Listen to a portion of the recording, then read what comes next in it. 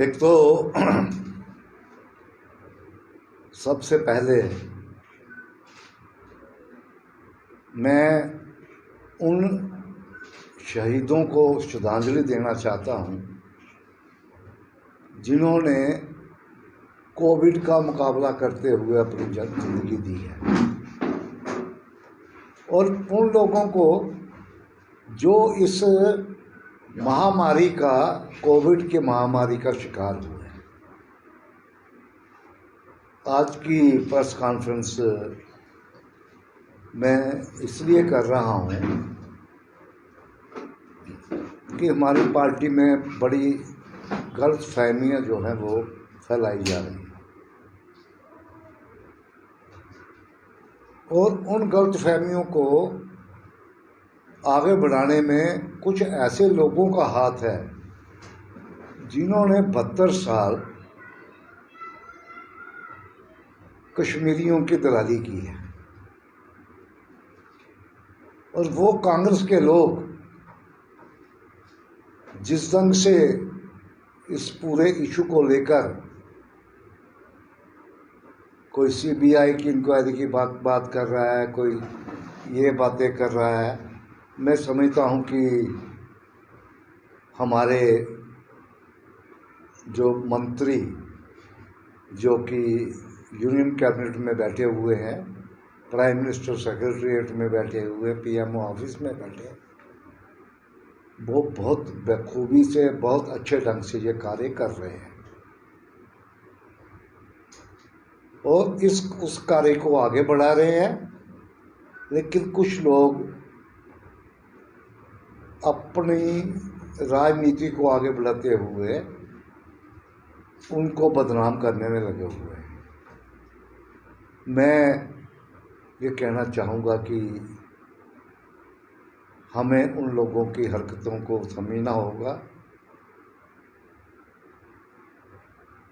मैं विक्रम रंधावा, जो कि जिसको कि मैं एक बड़ा छोटा सा हमारा कार्यकर्ता भी है, मेरा छोटा भतीजा है, मेरे भाई का लड़का है वो, क्योंकि चौधरी प्यारा सिंह जी जो उसके फादर हैं और मैंने इकट्ठा काम किया हुआ है। मैं समझता हूँ कि वो बेचारा इमोशनल होकर कुछ ऐसी बात कर गया है जो कि उसको वो बात कहनी नहीं चाहिए थी। मैं उसने जो कहा है उन बातों को डिसअप्रूव करता हूँ,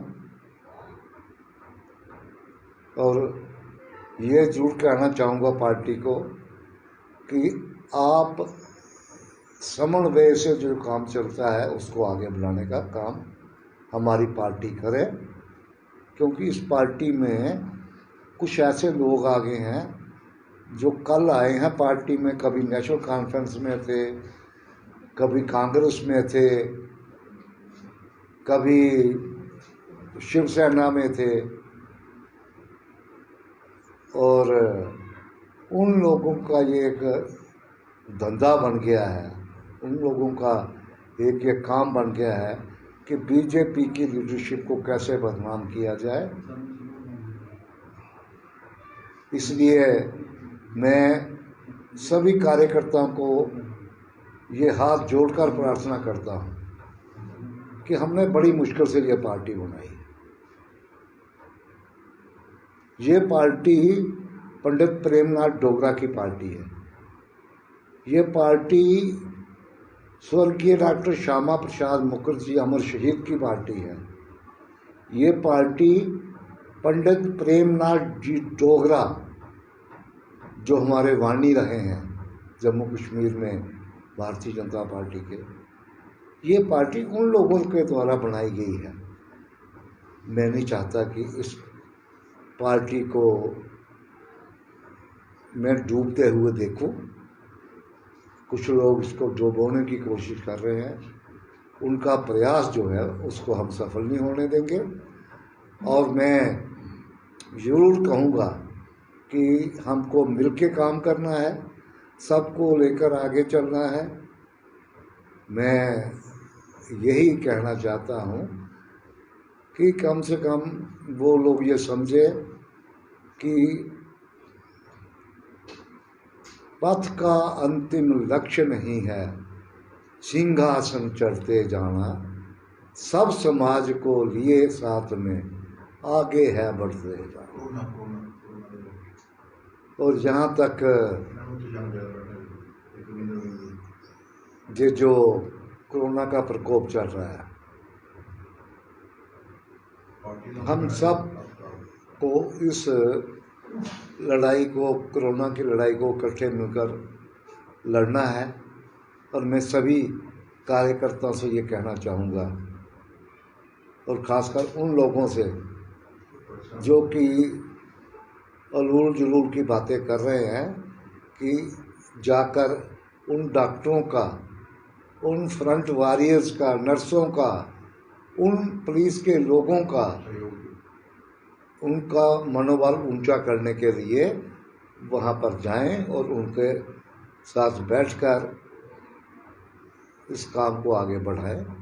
मैं इतना ही कहता हुआ फिर एक बार ये कहना चाहूँगा कि हमारे जो मंत्री पीएमओ सेक्रेटरीट में बैठे हुए हैं, डॉक्टर जतिंदर सिंह जी, वो बहुत अच्छे ढंग से ये इस काम को आगे कर रहे हैं।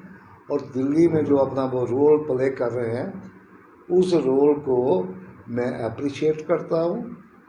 और मैं ये कहना चाहूँगा कि हम सबको इस लड़ाई को लड़ने के लिए जो हमारा SMGS हॉस्पिटल है, जो हमारा GMC है, गवर्नमेंट मेडिकल कॉलेज है, वहाँ के डॉक्टरों के साथ मिलकर, वहाँ के नर्सों के साथ मिलकर, वहाँ के सफाई कर्मचारियों का, जिस ढंग से सफाई कर्मचारी इन आड़ परिस्थितियों में काम कर रहे हैं, मैं समझता हूँ कि उनका उत्साह बढ़ाना चाहिए। इतना ही कहता हुआ जय भारत, जय जम्मू कश्मीर। सर, आप LG सरकार से कोई कुछ अपील करना चाहेंगे कि जिस तरह से आज एक प्रेस वार्ता की गई है बीजेपी ऑफिस में, वहाँ पर साफ तौर पे कहा गया है कि जो एडमिनिस्ट्रेशन है वो काम नहीं कर रही है। LG साहब को उन्होंने अपील की है कि जो आपने 4 लोगों की कमेटी बनाई है, वो लोग किसी का भी फ़ोन नहीं उठाते। इस समय हालात इतने बदतर होते चले जा रहे हैं, ऑक्सीजन की इतनी प्रॉब्लम है, उसके लिए आप LG सरकार को क्या कहना चाहेंगे? एक तो मैं इस सरकार का कोई अधिकृत स्पोक्स पर्सन नहीं हूँ, और जो कमेटी बनाई है वो LG ने भारत सरकार से सलाह मशवरा करके बनाई होगी। मैं भारत सरकार का रिप्रेजेंटेटिव हूँ। मेरे परम आदरणीय नेता,